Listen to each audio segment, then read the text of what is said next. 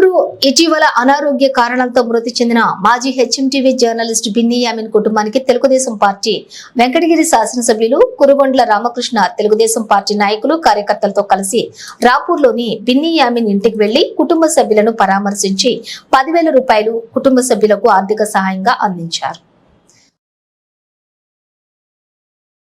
కురుగొండ్ల రామకృష్ణ మాట్లాడుతూ బిన్నీ యామిన్ మృతి తనకు బాధను కలిగించిందని బిన్నీ మియాన్ కుటుంబానికి అండగా ఉంటామని తెలిపారు. ఈ కార్యక్రమంలోని దందోలు వెంకటేశ్వర్లరెడ్డి, ఏదోటి కోటినాయుడు, పచ్చిగాళ్ల రత్నయ్య, రమణమ్మ, నల్లగొండ రమణారెడ్డి, నల్లవడ్ల రమణారెడ్డి, మధురెడ్డి, కాజా మోహనుద్దీన్, బత్తెన శ్రీహరిరెడ్డి, చాన్ బాషా, సయ్యద్, షేక్ ముక్తార్ అహ్మద్, కన్నయ్య, వసంతరావు తదితరులు పాల్గొన్నారు.